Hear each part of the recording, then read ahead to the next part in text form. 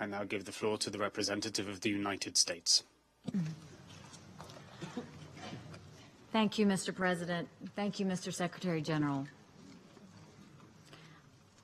I started to listen to my Russian friend and respond, but instead I'm in awe, Vasily, of how you say what you say with a straight face. I really, really am. Today's session of the Security Council has been called under truly strange circumstances. The Russian Federation has asked us to discuss what it calls unilateral threats related to Syria. What is strange is that Russia is ignoring the real threat to international peace and security that has brought us all here. And it is ignoring its own unilateral responsibility for all of it. What we should discuss today is the use of deadly chemical weapons to murder innocent Syrian civilians. That is one of the most blatant and grotesque violations of international law in the world today.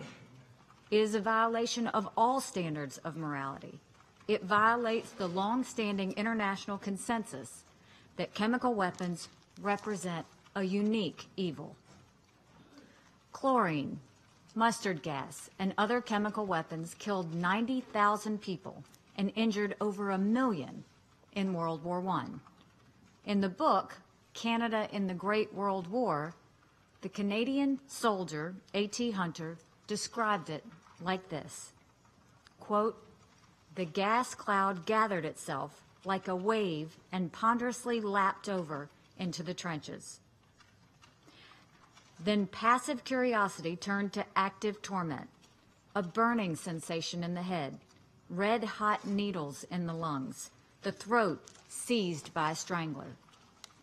Many fell and died on the spot, the others gasping, stumbling, with faces contorted, hands wildly gesticulating and uttering hoarse cries of pain, fled madly through the villages and farms and through the city itself, carrying panic to the remnants of the civilian population and filling the roads with fugitives of both sexes and all ages."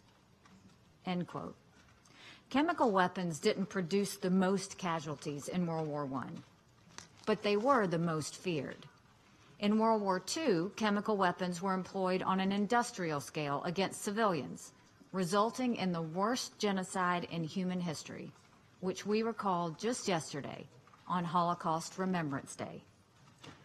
That is what brings us here today. That is what chemical weapons are all about. That is why we must not stay silent in the face of horrible chemical weapons use in our own time. The first response to all this death and injury was the 1925 Geneva Protocol, which banned the use of chemical weapons in war. Later, in 1993, the Chemical Weapons Convention was signed. That convention obligates all of its parties to, quote, "never under any circumstances develop, produce, stockpile, transfer, or use chemical weapons." It also prohibits all parties from assisting anyone to engage in these activities. The United States is a party to this convention. Russia is a party to this convention.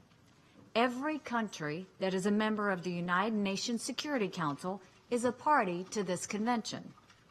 Even the Assad regime has pledged to abide by the convention.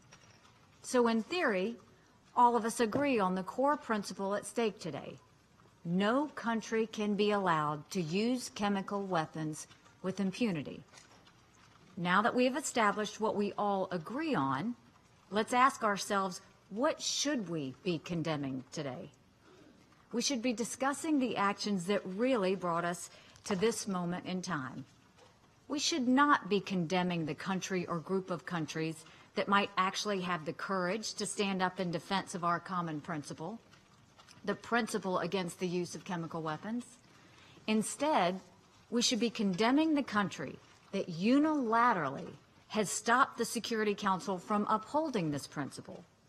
Who is it on the Council that most exhibits unilateralism when it comes to chemical weapons? It is Russia alone that has stopped at nothing to defend the Syrian regime's multiple uses of chemical weapons. It is Russia alone that killed the Joint Investigative Mechanism, which allowed the world to ensure accountability for chemical weapons use in Syria. It is Russia alone that used its veto 6 times to prevent the condemnation of Assad's use of chemical weapons. It is Russia alone that used its veto 12 times to protect the Assad regime. And to make matters worse, it is Russia alone that had agreed to be the guarantor of the removal of all chemical weapons in Syria. If Russia had lived up to its commitment, there would be no chemical weapons in Syria, and we would not be here today. That is the Russian record of unilateralism. It is a record that has led to the trashing of all international standards against the use of chemical weapons. This meeting should not be about the so-called unilateral threats. It should be about the multiple actions Russia has taken to bring us to this point. Our president has not yet made a decision about possible actions in Syria. But should the United States and our allies decide to act in Syria, it will be in defense of a principle on which we all agree. It will be in defense of a bedrock international norm that benefits all nations. Let's be clear. Assad's most recent use of poison gas against the people of Douma was not his first, second, third, or even 49th use of chemical weapons. The United States estimates that Assad has used chemical weapons in the Syrian war at least 50 times. Public estimates are as high as 200. In the weeks after Assad's sarin gas attack last April that killed nearly 100 people, including many children, the regime used chlorine gas at least once and possibly as many as 3 times in the same area. Last November, just as the Joint Investigative Mechanism mandate expired, the regime attacked its people with sarin again in the Damascus suburbs. In January, Assad used at least 4 chlorine-filled rockets in Douma, and then he struck again last weekend. And thanks to Russia, there was no UN body to determine blame. But we know who did this. Our allies know who did this. Russia can complain all it wants about fake news, but no one is buying its lies and its cover-ups. Russia was supposed to guarantee that Assad wouldn't use chemical weapons, and Russia did the opposite. The world must not passively accept the use of chemical weapons after almost a century of their prohibition. Everything the United Nations stands for is being blatantly defied in Syria with the help of a permanent member of this council.